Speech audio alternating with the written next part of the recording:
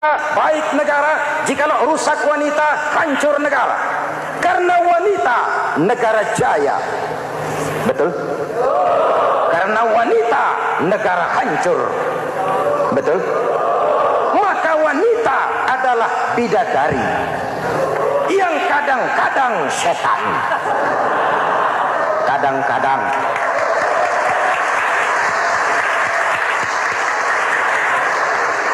Karena yang hadir di sini bidadari semua. Ibu bapak, saudara-saudara hadirin yang saya hormati. Lalu bagaimana sikap kita terhadap Al-Quran? Quran sendiri menjelaskan, "Tsumma awrasnal kitaba allazina istafaina min ibadina." Kemudian kami wariskan kitab Al-Quran yang kami pilih buat hamba-hamba kami yang terpilih. Luar biasa. Umatnya umat pilihan, rasulnya rasul pilihan, kitabnya pun kitab pilihan. Kami wariskan Al-Quran kepada hamba-hamba kami yang kami pilih. Bagaimana sikap mereka setelah menerima Al-Quran? Terbagi tiga. Pertama, faminhum zalimun linafsihi. Di antara mereka ada yang setelah menerima Al-Quran lalu zalim kepada dirinya sendiri. Diterimanya Al-Quran dengan lidahnya, tapi ditolak dengan perbuatannya. Mulutnya menjunjung Al-Quran, perbuatannya menginjak Al-Quran.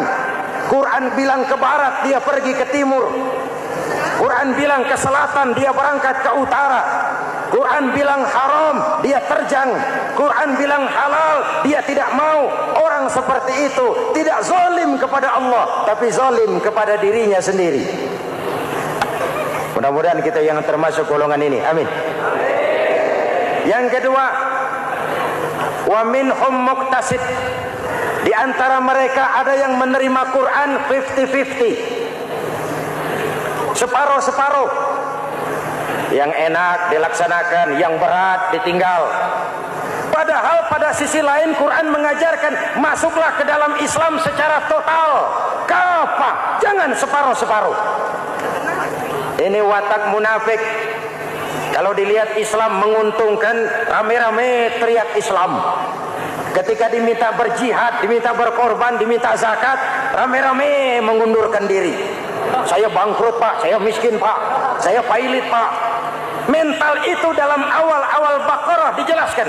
Kullama adha'a lahum masyaw fi wa idza adlama alaihim qamu. Kalau terang mereka berangkat, kalau gelap mereka mandek. Itu ciri orang munafik beragama. Kalau Islam menguntungkan, rame-rame teriak Islam.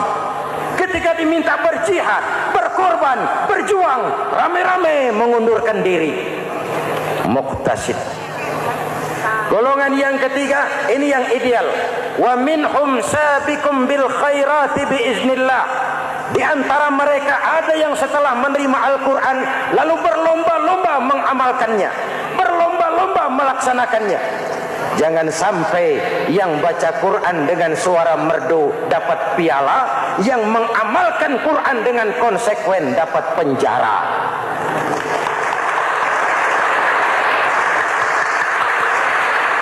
Itu ironi, itu menyedihkan, itu memilukan, dan itu memalukan. Pilihan terserah kita. Satu hadis Rasulullah mengajarkan begini, man ja'alal Qur'ana amamahu qadahu ilal jannah, wa man ja'alal Qur'ana khalfahu saqahu ilan nar. Siapa yang meletakkan Quran di depannya, dijadikannya Quran sebagai imam, Quran akan membimbing dia ke surga. Surga dunia, lebih-lebih surga akhirat. Sebaliknya, siapa yang meletakkan Quran di belakang, dibelakanginya ajaran Quran, Quran akan mendorong dia ke neraka. Neraka dunia, lebih-lebih neraka akhirat. Quran imam apa makmum? Kita makmum apa imam? Makmum ikut imam apa imam ikut makmum? Makmum ikut imam. Jikalau Quran adalah imam, jikalau kita adalah makmum. Ke barat kata Quran, ke barat kita berangkat. Ke timur kata Quran, ke timur kita menuju. Halal kata kata Quran. Itu yang kita ambil.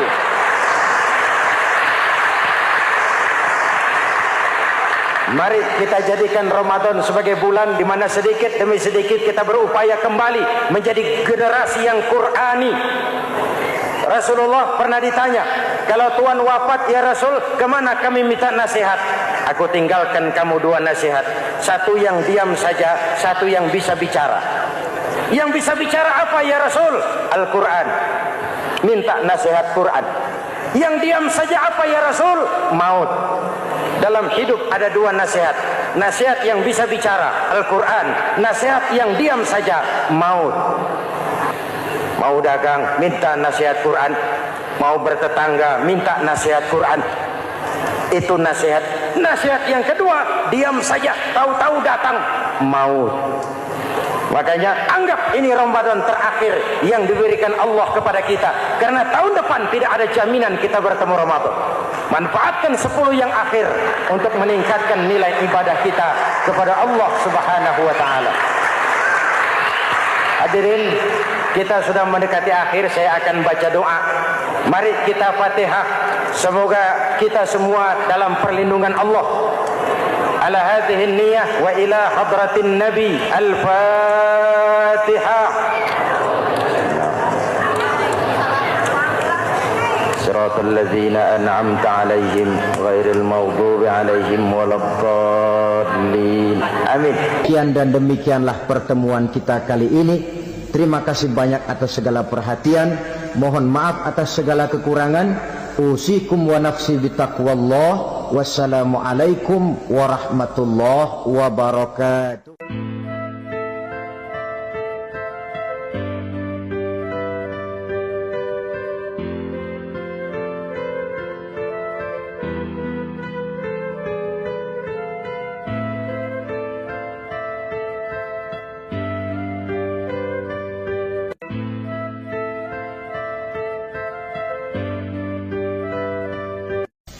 Bapak-bapak, ibu-ibu, saudara-saudara kaum muslimin rahimakumullah.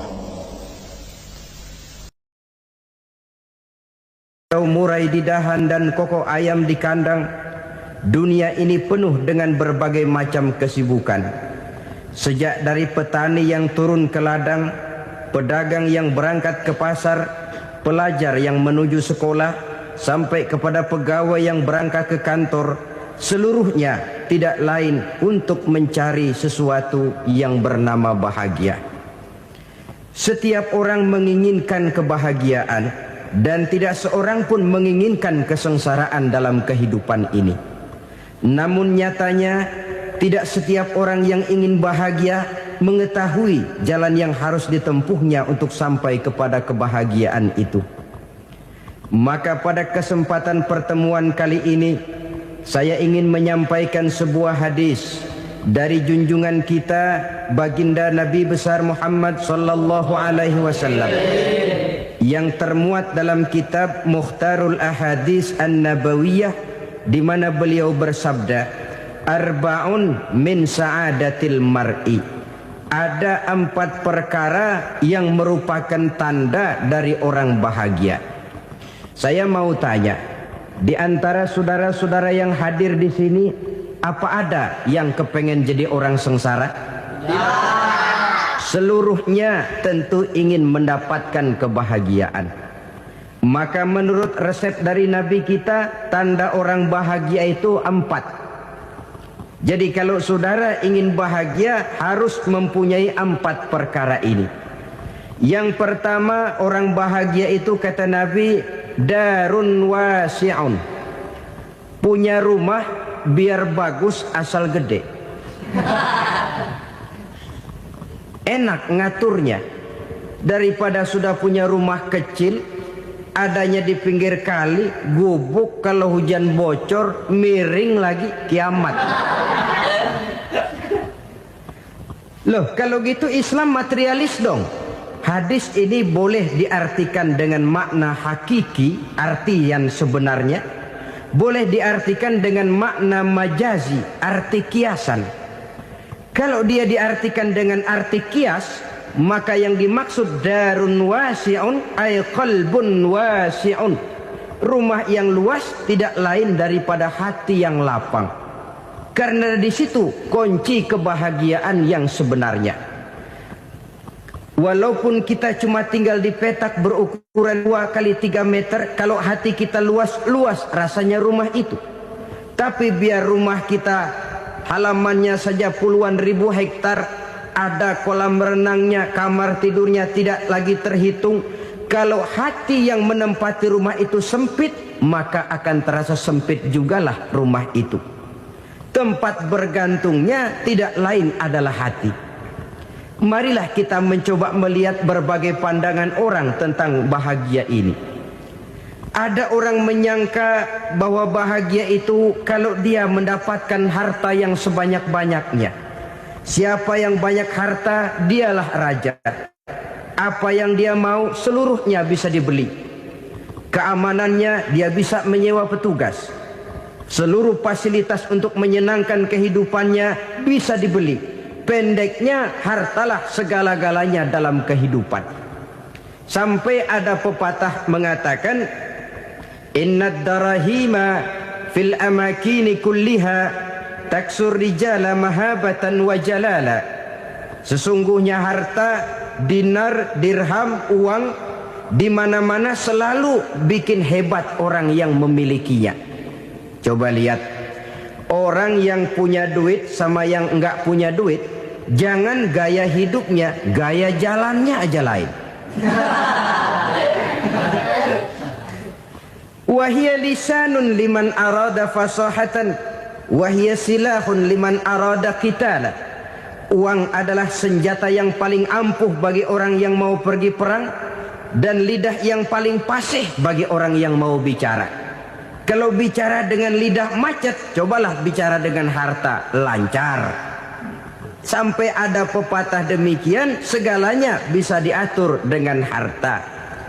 Maka di kalangan orang yang berpandangan semacam itu, seluruh kegiatan hidupnya hanya terfokus kepada bagaimana mengumpulkan harta yang sebanyak-banyaknya. Tidak peduli halal haram, tidak kenal sore pagi siang dan malam, tidak sempat sujud, jauh dari agama, jauh dari kehidupan yang bersifat ruhaniyah, jauh dari Allah dan sebagainya. Sampai dalam Al-Quran dikelompokkan dalam kelompok yang dinamakan lumazah. Allazi jama'a malahu wa'addadah yahsabu anna malahu akhladah. Mereka mengumpul-ngumpulkan harta sebanyak-banyaknya dan menyangka bahwa harta yang banyak itu dapat mengekalkan hidupnya, mengekalkan kekayaannya, mengekalkan kebahagiaannya. Saudara hadirin yang berbahagia, kalau pandangan hidup ini benar, artinya kalau harta memang merupakan satu-satunya hal yang dapat membuat orang bahagia, tentu di rumah mewah tidak akan pernah ada tangis derita. Tentu di satu tempat di mana fasilitas hidup serba menunjang tidak ada yang namanya penderitaan. Tapi suka dan duka, sedih dan gembira, senyum dan tawa adalah milik setiap orang, baik dia punya harta maupun dia tidak punya harta. Nyatalah bahwa harta semata-mata bukan merupakan jaminan bahwa orang akan bahagia. Walaupun tanpa harta orang sulit untuk bahagia. Saya mau cerita, ada orang super kaya, namanya Aristotle Onesimus, raja tanker Yunani. Dia punya kapal tanker saja konon sampai 11 banyaknya. Punya perusahaan penerbangan yang disebut Olympic Airlines. Punya hotel di berbagai kota besar di dunia ini, sejak dari New York, London, Paris, Rome dan sebagainya. Bahkan punya pulau yang dia namakan Pulau Scorpio. Ini kan namanya sudah kaya nggak tanggung-tanggung, punya pulau. Nah, dia punya 2 orang anak, yang satu laki-laki namanya Alexander, yang satu perempuan namanya Maria Onesimus. Seluruh harapannya tertumpah kepada anak lakinya Alexander ini. yang akan meneruskan usahanya, meneruskan kekayaannya, meneruskan dinastinya. Apa yang terjadi? Ternyata anak yang dia harapkan yang bernama Alexander ini mati muda dalam kecelakaan pada waktu dia olahraga. Apa olahraganya? Namanya olahraga anak orang kaya, golongan jet set. Olahraganya olahraga pesawat terbang. Jatuh, ya nggak kapungut, habis mati. Tinggal satu anak perempuannya, Maria Onassis. Tapi anak perempuan ini juga malah urakan. Terakhir dia pacaran, bahkan kemudian kawin sama orang Rusia. Rupanya Aristotle Onassis ini broken. Kekayaannya yang berlimpah ruah, perusahaannya yang begitu banyak, siapa yang akan meneruskan? Siapa yang akan menggantikan? Sampai kemudian dia mengurung diri di Pulau Scorpio dan mati di sana secara mengenaskan. Seorang multi jutawan, seorang yang super kaya, mati menyendiri di pulau sepi. Ibarat kata pepatah, anak ayam mati di lumbung. Bukan kekurangan makanan, keurugan makanan. Begitu kehidupan Aristotle Onassis. Dan banyak orang-orang yang sudah demikian kaya sampai dibingungkan oleh kekayaannya sendiri. Telusurilah kehidupan David Rockefeller misalnya, Henry Ford misalnya, Adnan Khashoggi misalnya. Multi jutawan yang kadang-kadang dibuat keder oleh kekayaannya sendiri. Pantas ketika Imam Ali ditawarkan orang, "Ya Ali, kalau kepadamu disuruh pilih ilmu atau harta, kau pilih mana?" Ya jelas pilih ilmu dong. Kenapa? Pertama, ilmu kalau kita berikan kepada orang lain tambah. Tapi harta kalau kita berikan kepada orang lain kurang. Saudara punya uang 10.000, dibagi orang 5.000, jelas uang saudara berkurang. Tapi saudara punya ilmu diberikan kepada orang lain bisa, saudara pun makin mantep. Tidak lantas jadi bodoh karena ngajarin orang. Saudara bisa Fatihah lalu mengajarkan orang Fatihah. Orang bisa, saudara pun makin hafal. Tidak lantas setelah diajarin orang ilmunya hilang. Begitu datang dia minta orang, "Tolong ajarin saya Fatihah." Udah habis, nggak ada.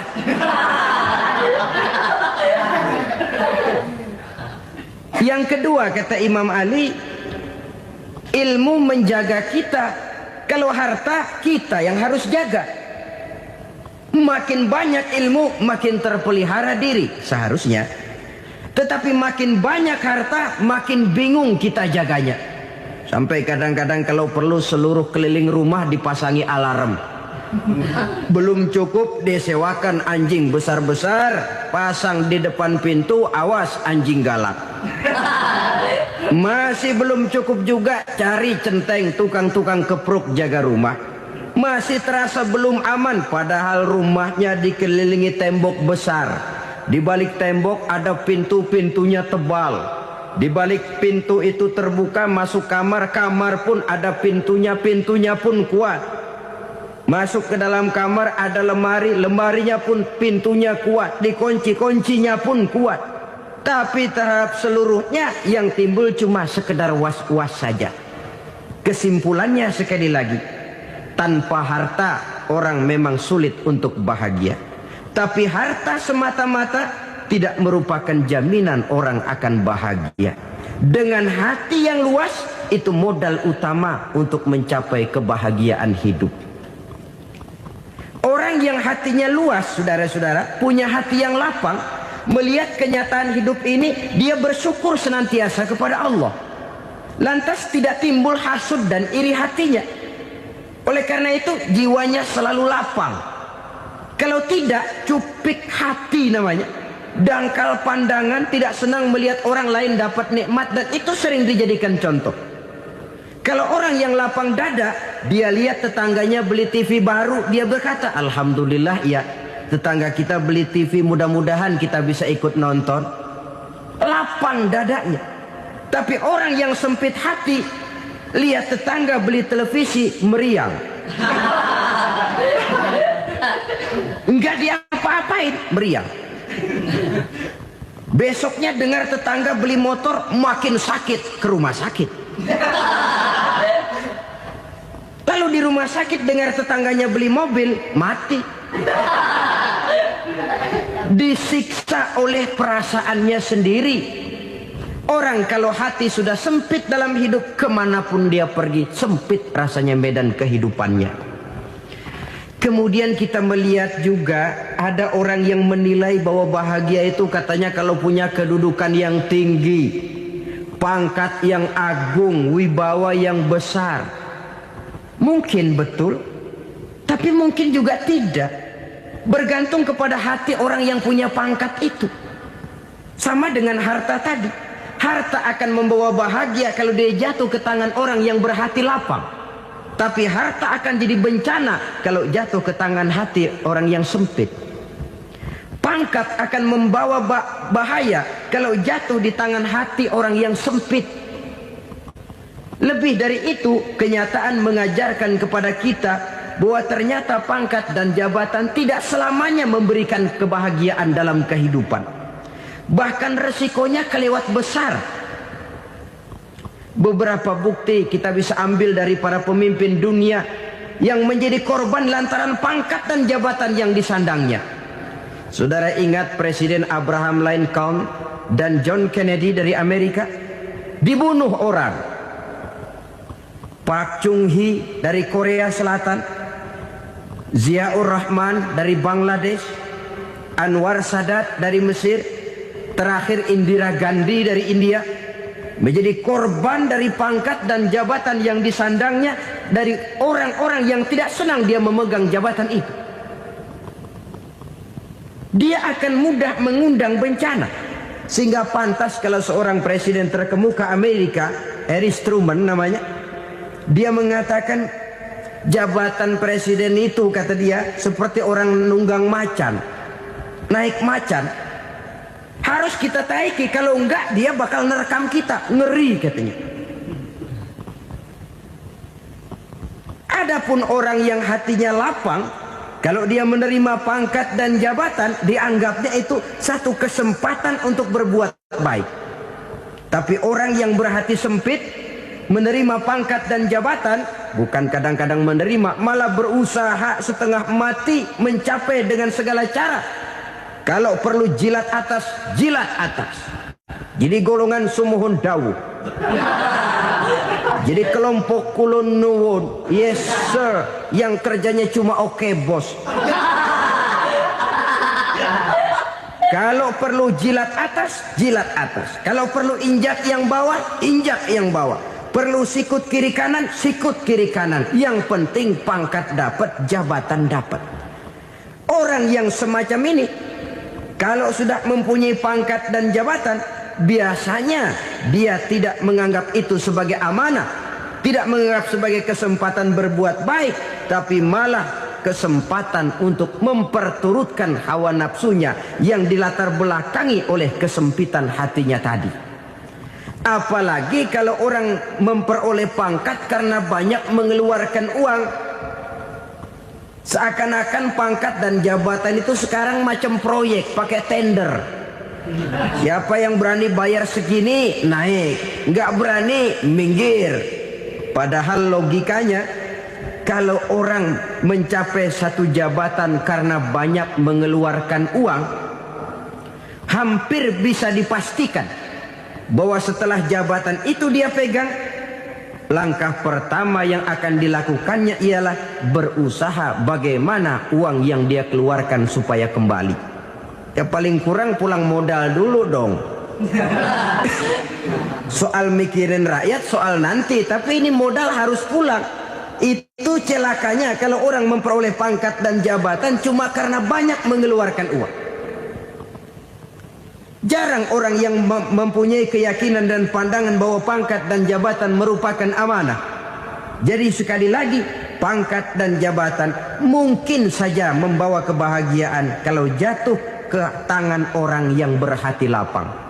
Tapi bisa jadi bencana kalau dia jatuh ke tangan orang yang mempunyai hati yang sempit. Dan lagi-lagi stresnya hati yang lapang.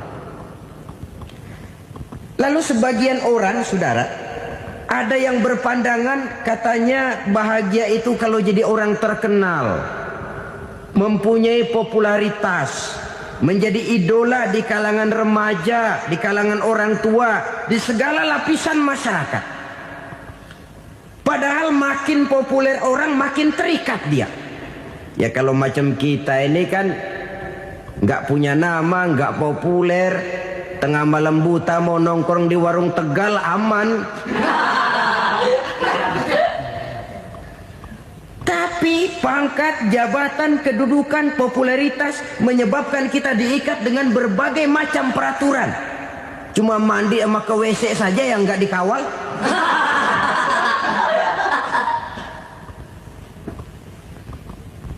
Benarkah popularitas, ketenaran membawa kebahagiaan? Mungkin. Ya, tapi mungkin juga tidak. Kenapa?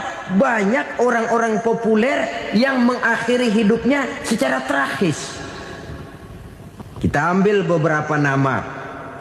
Di Amerika tahun 60-an ada bintang seksi paling terkenal yang dijuluki seks bom. Bom seks. Sampai sekarang jadi legenda, namanya Marilyn Monroe. Singkatan doublenya itu inisialnya MM, Marilyn Monroe.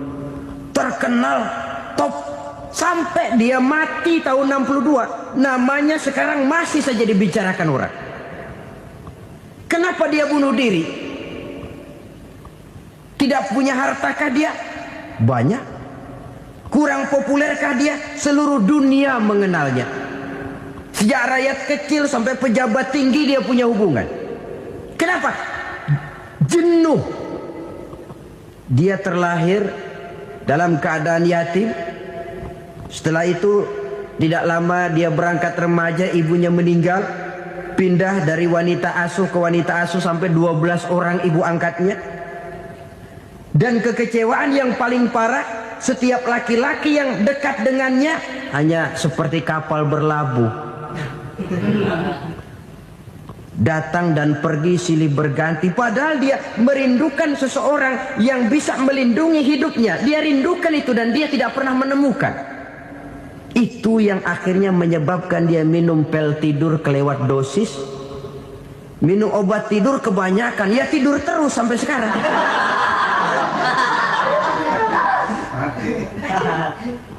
Dia mengakui, saya telah memiliki ketenaran, tapi saya tidak pernah hidup dalam ketenaran itu.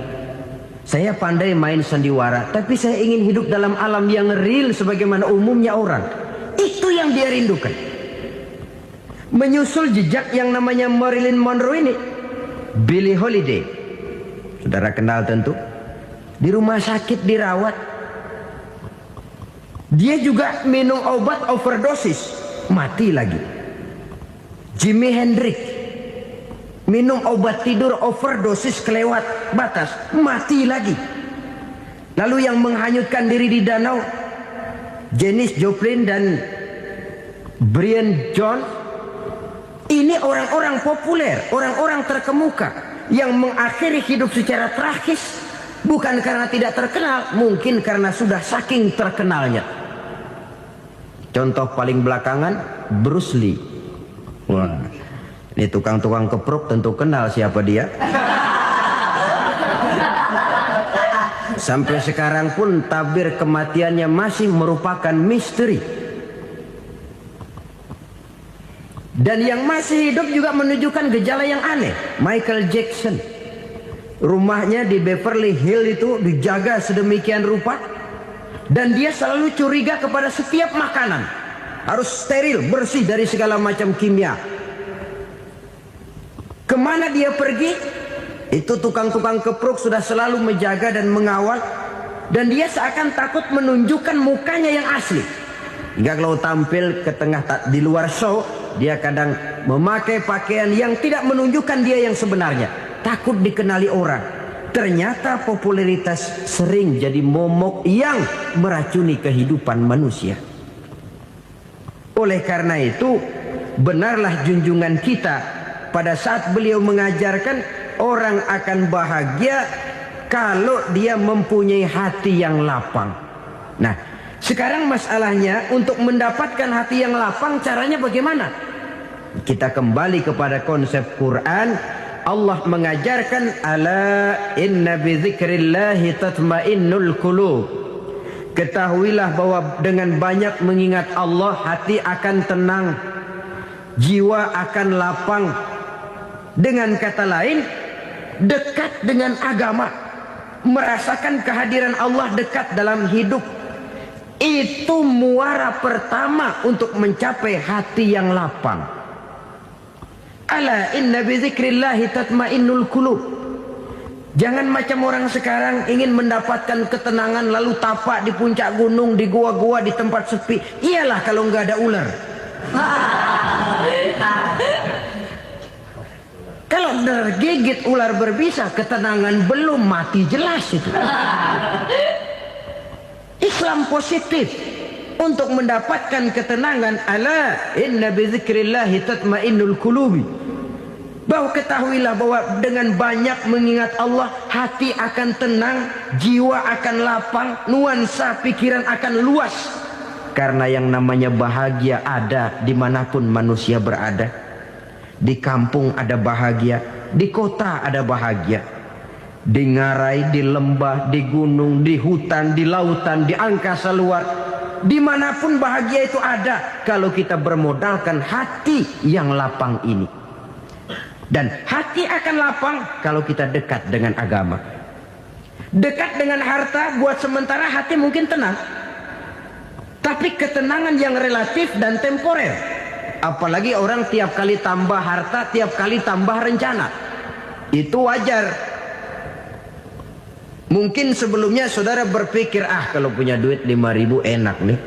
Begitu punya duit 5.000, aduh sayang kalau 10.000 aja. Tiap kali tambah harta, tiap kali lain rencana.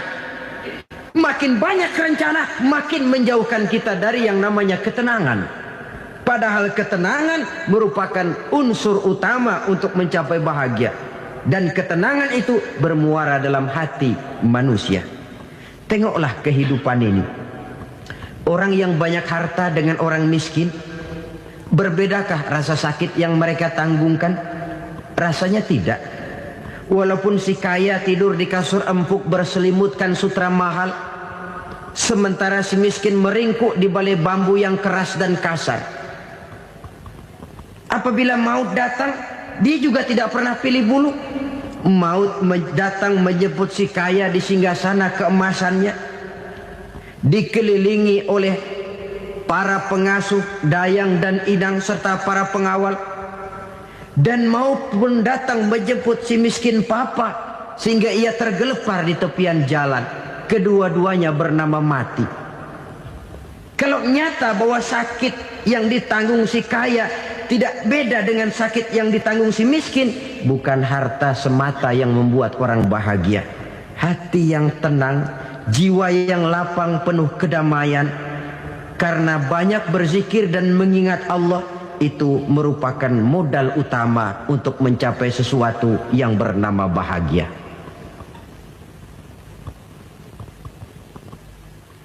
Saudara hadirin yang saya hormati, inilah yang pertama dari 4 ciri yang digambarkan oleh Nabi tentang tanda-tanda orang bahagia.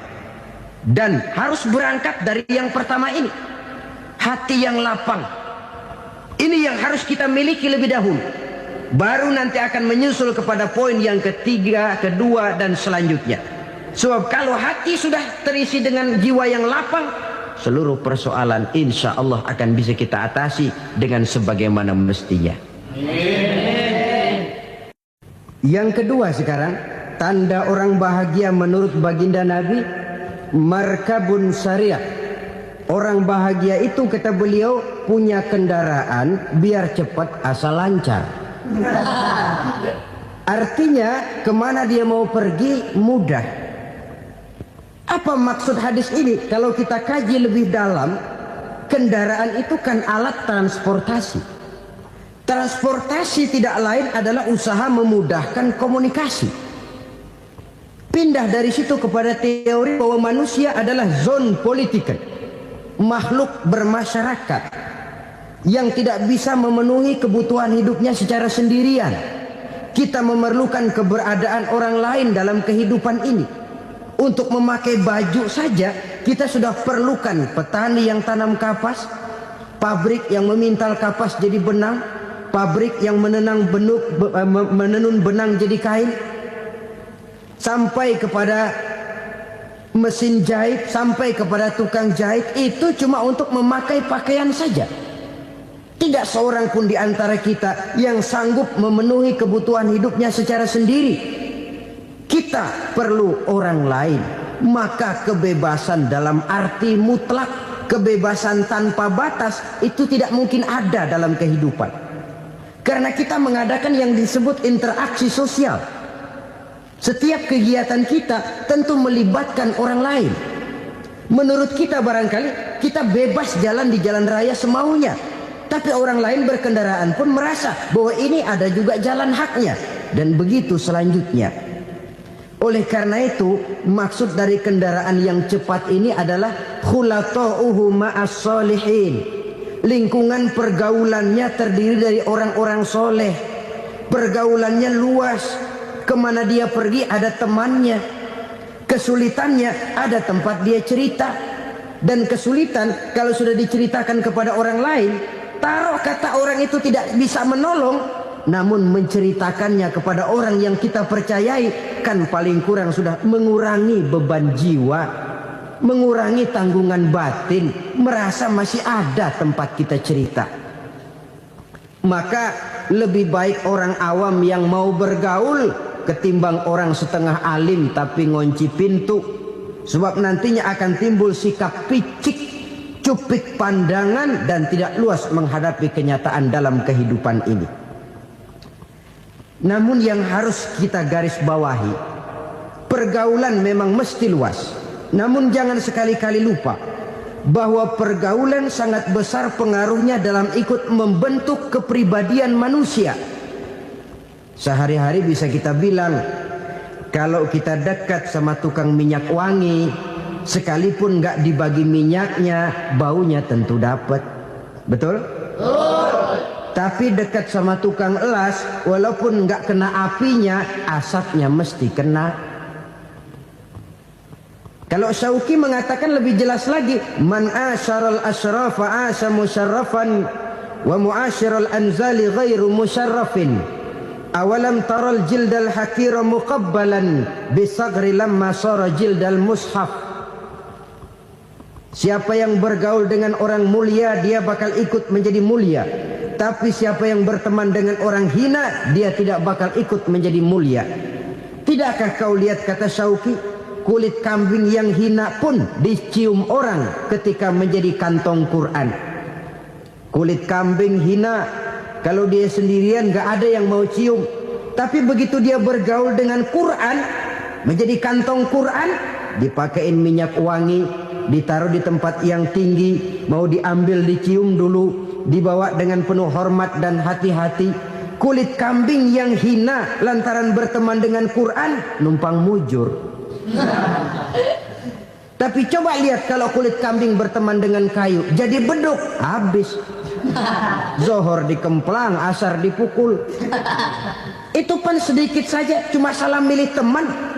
Yang temannya Quran dihormati orang, yang temannya kayu lantaran jadi beduk, gelap-gelap subuh orang udah kemplangin.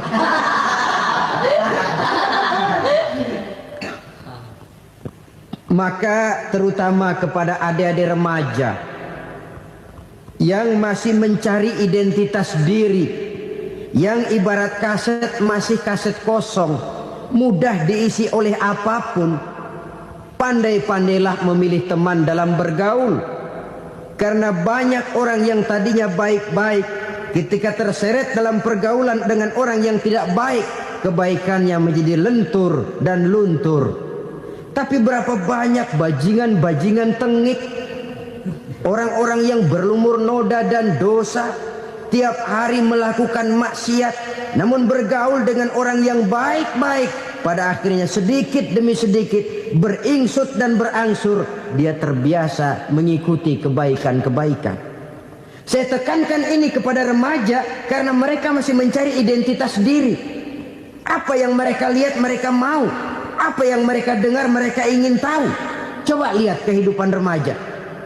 Pulang nonton film Rambo, pengen jadi Rambo, gagah, maunya belekai melulu. Pulang nonton film Superman, pengen bisa terbang. Pulang nonton India, nyanyi melulu. Wajar, mereka masih mencari identitas diri. Saya ini sebenarnya siapa? Lingkungan, pergaulan akan membentuk itu. Karena itu pandai-pandailah bergaul, karena ia sangat besar pengaruhnya dalam ikut membentuk kepribadian manusia. Apalagi sifat yang jelek lebih cepat menularnya ketimbang sifat yang baik. Sifat yang baik, watak yang soleh itu lambat sekali untuk menular. Tapi yang tidak baik, kan prosesnya mah kalau remaja biasanya mula-mula dengar. Karena dengar lalu pengen tahu. Karena pengen tahu lalu ngeliatin. Begitu ngeliatin kan pengen nyobain. Setelah nyobain ketagihan. Nah, ini prosesnya. Yang namanya ganja, morfin, narkotik awalnya kan begitu. Mula-mula denger katanya kalau sudah fly to the sky, sudah melayang ke langit katanya, disitulah puncak kebahagiaan. Mulanya cuma denger. Karena denger pengen tahu. Karena pengen tahu lalu ngeliat, kumpul sama orang yang suka ngeganja. Setelah ngeliat, nah pengen ngerasain. Begitu ngerasain enak juga, ketagihan. Kalau sudah ketagihan jadi penyakit kronis, bisa merembet kepada yang lain. Iya, kalau orang tuanya mampu untuk beli morfin, beli ganja. Kalau tidak kan pikirannya ngayap, jemuran siapa ya gue sabet. Timbullah perbuatan-perbuatan negatif yang bermula dari salah pergaulan. Apalagi buat adik-adik remaja yang tinggal di kota-kota besar, yang pengaruh budaya, pengaruh kesenian, pengaruh struktur kehidupan yang nampak makin individualistis, di mana persaingan tajam, tensi ekonomi tinggi, orang mudah mengalami stres. Pandai-pandailah dalam bergaul, sekali lagi, karena ia sangat besar pengaruhnya dalam ikut membentuk kepribadian manusia. Orang bahagia punya kendaraan yang cepat, artinya punya pergaulan yang luas, dan lingkungan pergaulannya terdiri dari orang-orang yang soleh. Kemana dia pergi ada teman, kesulitannya ada tempat dia cerita. Tapi kalau sudah menyendiri, hidup sendiri, kesulitan dipikiri sendiri, bisa mati belum waktunya. Tidak ada tempat berbagi rasa, tidak ada tempat bercerita, tidak ada tempat mengurangi beban dalam kehidupan. Pantas betul kalau Islam sangat menggalakkan dan menganjurkan orang kalau sudah sampai waktunya itu untuk melangsungkan nikah. Kata Nabi, ya ma'syaras syabab man istata'a minkumul ba'at falyatazawwaj. Hai para pemuda, kalau sudah mampu memberi nafkah, kawinlah, nikahlah kamu. Kenapa? Sudah ada teman hidup, tempat berbagi rasa. Kesulitan kalau ada tempat cerita akan lebih ringan ketimbang kita telan sendiri, walaupun bobot kesulitannya sama beratnya. Saudara-saudara kaum muslimin rahimakumullah, inilah ciri yang kedua, punya kendaraan biar cepat asal lancar. Kemana kita mau pergi gampang. Dengan kata lain, setelah hati yang luas, pergaulan yang luas. Dua. Yang ketiga sekarang, tanda orang bahagia itu menurut Nabi, misbahun mudhi'un, punya lampu yang terang. Oh, itu enggak problem. Sekarang sudah zamannya listrik masuk desa, Pak. Lampu sudah terang semua. Betul, kalau itu yang dimaksud. Tapi tidak cuma itu. Karena lampu yang dimaksud di sini, lampu yang akan menerangi seluruh perjalanan hidup. Dan perjalanan hidup itu sudah dimulai sejak kita terlahir ke alam ini, sampai masuk ke alam barzah, kumpul di padang mahsyar, sampai ke akhirat. Lampu yang menerangi itu yang diperlukan. Kalau lampu, katakanlah yang paling top sekarang kan lampu jenis Mercury. Taruhlah itu di rumah kita, dia cuma menerangi rumah kita. Menerangi hati pun tidak sanggup. Bila kita masuk ke alam barzah, alam kubur, sanggupkah si Merkuri yang begitu terang menerangi alam barzah kita? Tidak sanggup lagi. Sanggupkah lampu yang ratusan watt, bahkan puluhan ribu watt menerangi kehidupan di padang mahsyar? Tidak akan sanggup lagi. Kalau demikian, yang dimaksud lampu yang terang di sini apa? Tidak lain amal soleh, kebajikan yang kita lakukan dalam hidup. Itu yang akan jadi lampu penerang. Di dunia nama kita akan terang. Jasad kita boleh hancur terkubur tanah, tapi nama kita akan dikenang orang. Begitulah kalau orang meninggalkan kebajikan dalam hidup seperti sekarang. Ribuan orang tiap saat berziarah ke kubur Imam Syafi'i, ke kubur Imam Malik, ke kubur Imam Ghazali, ke kubur orang yang baik-baik, orang yang soleh-soleh. Kebajikannya yang ditinggalkan, yang mengukir namanya dengan tinta emas. Sehingga saudara sudah terbaring di alam kubur, orang lewat, Allah, ini kuburannya Fulan bin Fulan, dulu ini kebaikannya Masya Allah, saya ikut merasakan. Mari kita mampir sebentar, kita Fatihah. Mohon disampaikan Allah pahalanya kepada almarhum. Al-Fatihah. Itu kalau orang baik-baik. Lalu saudara tanya, Pak, orang mati dikirimin Fatihah apa nyampe pahalanya? Saya jawab, kalau saudara nggak percaya, mati dulu dah. Nanti saya Fatihain, tungguin di sana. Umpama nggak sampai, balik lagi kemari. Sekarang ini kan maunya otak-otakan saja. Kalau nggak masuk otak, nggak percaya. Padahal alam gaib itu nggak bisa diotak-otakin. Sama saja dengan saudara pernah dengar cerita kapal tanpa emas tenggelam kan? Pernah nggak? Di mana? Ya, di laut Masalembo. Begitu ke Tampo Mas tenggelam, ratusan penumpang itu terjun ke laut, dipermainkan gelombang, berjuang menghadapi maut itu. Orang lagi timbul tenggelam di lautan, dihantam ombak, kita tengokin pakai helikopter. Pak, lagi timbul tenggelam ya? Iya, tolongin. Jangan khawatir Pak, nih saya kirim intan Pak, harganya 10 juta. Kira-kira orang yang timbul tenggelam di laut seneng nggak? Tidak. Kan mahal toh intan 10 juta. Kenapa dia nggak senang? Karena intan 10 juta dalam kondisi seperti itu tidak sanggup menyelamatkan dia. Dia akan girang kalau dikirimin ban mobil bekas, dikirimin papan terentang atau bambu. Intan yang 10 juta dia nggak girang. Ban mobil bekas yang 1000 perak, tuh pegang, itu yang dia girang betul. Inilah sebabnya Nabi berkata, mal mayyitu fi qabrihi illa kal ghariqil mutaghawwis. Orang yang meninggal di alam kuburnya seperti orang timbul tenggelam di lautan. Yantaziru da'watan min ahli, menunggu doa dari keluarganya yang masih hidup.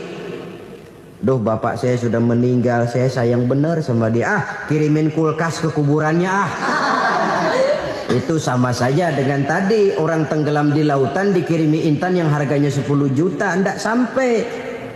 Begitulah kalau kebajikan yang kita tinggalkan dalam hidup, sudah mati pun kubur kita masih diziarahi orang.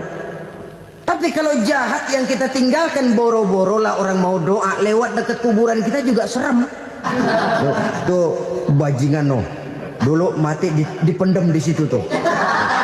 Jangan lewat situ, ntar kesurupan, jangan. Lewat saja orang ngeri.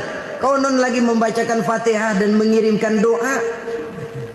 Hidup pada hakikatnya adalah kesempatan untuk berbuat baik.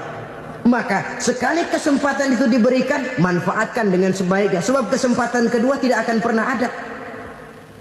Kesempatan berbuat baik di sini, di akhirat sudah pembalasan namanya. Sekali kesempatan itu dicabut, dia tidak akan pernah dikembalikan lagi. Kata Iqbal, hidup tidak mundur ke belakang, Bung. Berhenti diinjak orang, mundur hancur. Tidak ada kata mundur dalam hidup ini. Berhenti diinjak orang, mundur kecebur. Tidak ada kata lain. Harus maju dalam kehidupan, dalam artian yang positif. hidup adalah kesempatan untuk mengumpulkan kebajikan yang sebanyak-banyaknya. Di situ nilai daripada manusia. Sekarang ini memang nggak kelihatan kok, orang yang banyak pahala sama yang banyak dosa nggak kelihatan kok. Barangkali kalau habis bikin dosa palanya pada benjol, mungkin orang takut sama dosa. Tapi sekarang sama saja, orang yang banyak dosa dengan yang nggak banyak dosa jalan bareng dari belakang, sama, nggak kelihatan beda. Tapi ada waktunya di mana pahala memegang peranan, di mana dosa diperlihatkan. Sama saja kalau kita bawa mobil siang, lampu kan nggak begitu berfungsi. Apa lalu bilang, alah ini lampu berat-beratin, copot-copotin aja dah. Tidak perlu begitu. Kenapa? Pada suatu saat malam senja akan datang. Bila matahari terbenam, senja pun datang, gelap mulai merayap, disitulah baru terasa perlunya lampu. Pahala begitu. Sekarang orang yang nggak ada pahalanya nggak kelihatan dalam kehidupan. Tapi pada suatu saat senja kehidupan akan datang. Ajal merenggut nyawa, malam merayap, dan hidup mulai diliputi kegelapan di alam barzah. Dikala itu kalau nggak punya lampu, alangkah malangnya kita. Sebab amal yang baik, kata Nabi, di alam barzah itu akan diciptakan menjadi perempuan yang cantik menemani kita. Amal yang jahat akan menjadi orang yang paling jelek nemenin kita. Udah di tempat gelap yang nemenin jelek.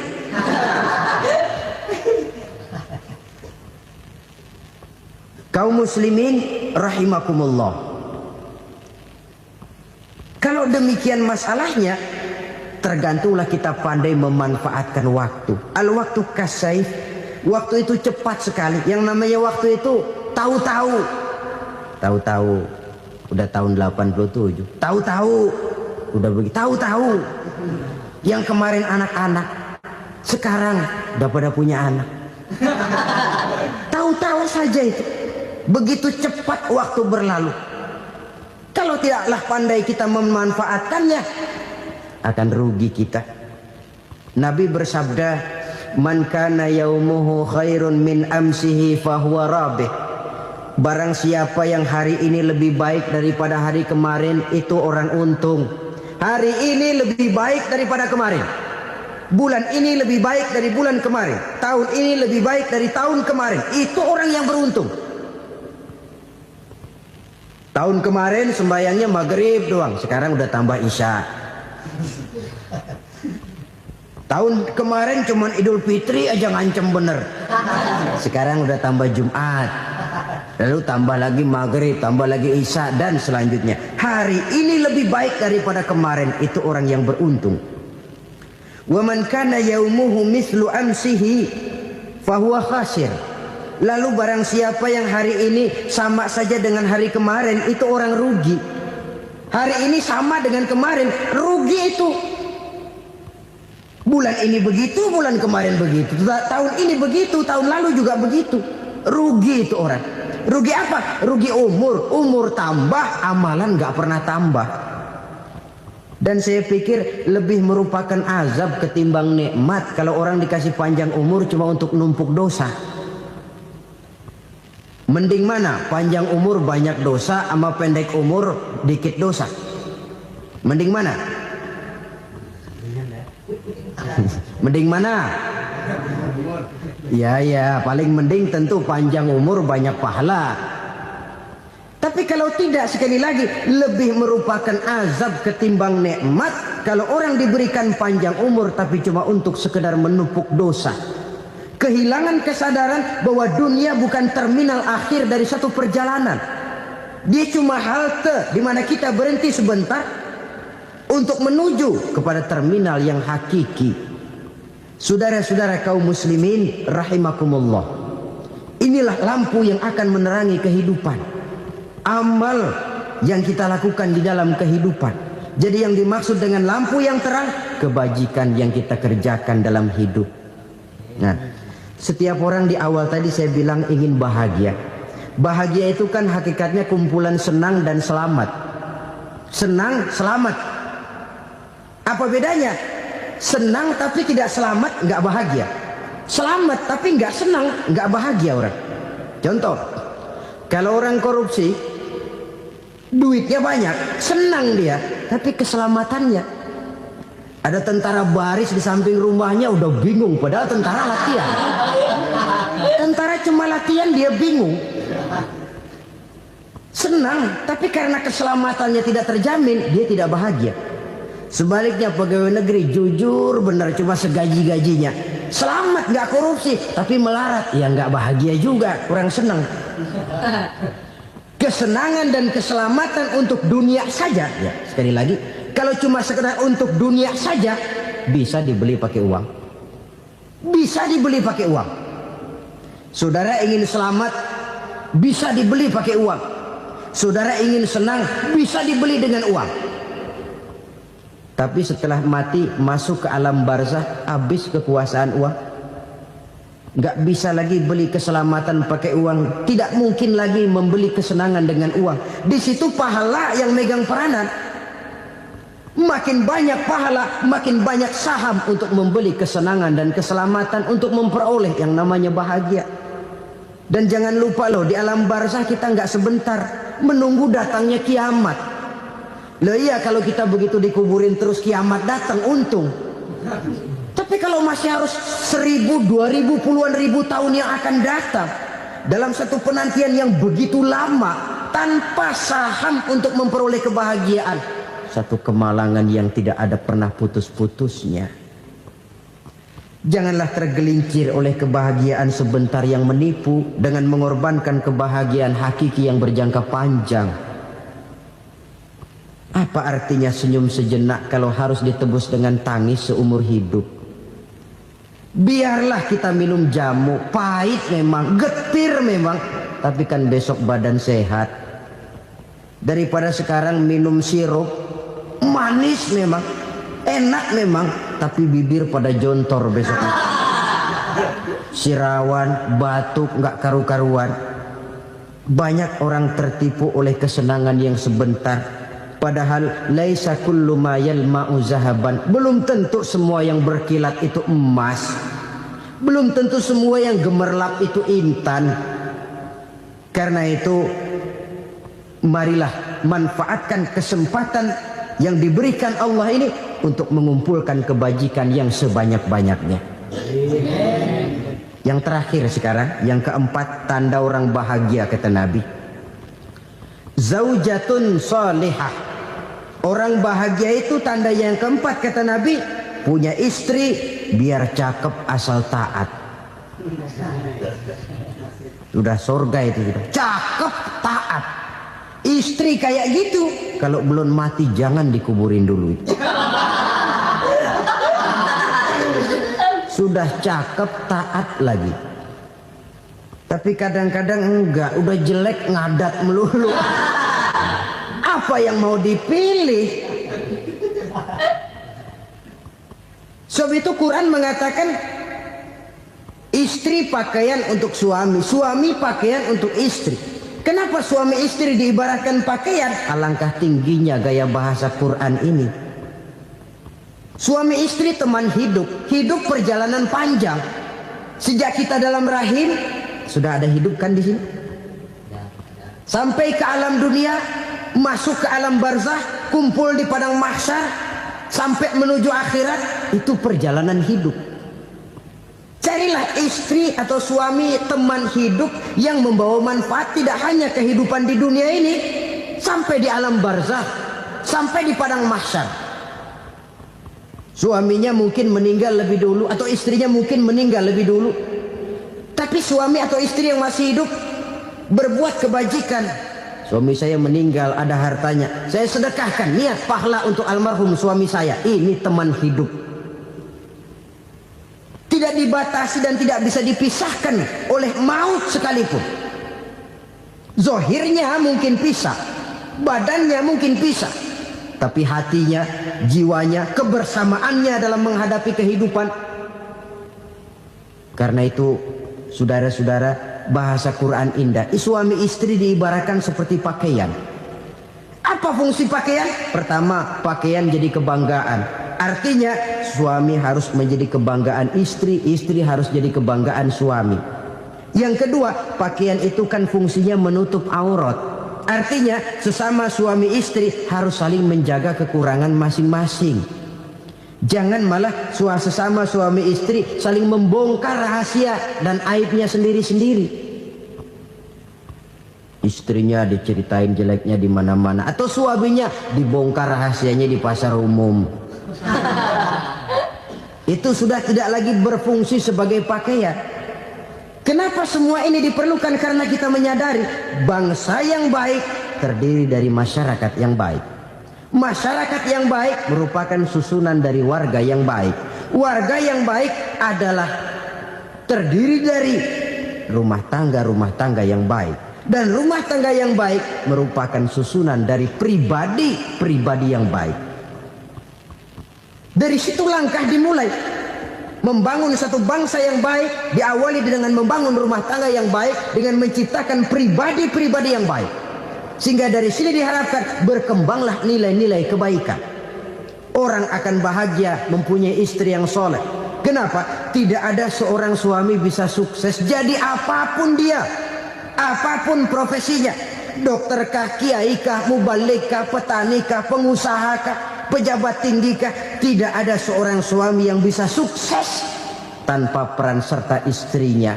Walaupun memang peranan itu tidak begitu kelihatan, tapi sangat menentukan. Karena itu, saudara hadirin yang saya hormati, Islam sangat menghargai kaum wanita, memberikan kedudukan yang tinggi sepanjang tidak mematikan kodrat kewanitaannya. Nah, kalau sudah kesuksesan ini diawali dari rumah tangga, karier di masyarakat mudah untuk dikejar. Tapi keberantakan di rumah tangga merupakan kegagalan pertama di tempat lain. Selalu berusaha menyimpan sesuatu yang bisa membawa manfaat, baik untuk dirinya, untuk anak cucunya, maupun untuk keluarganya, untuk masa kini dan masa depannya.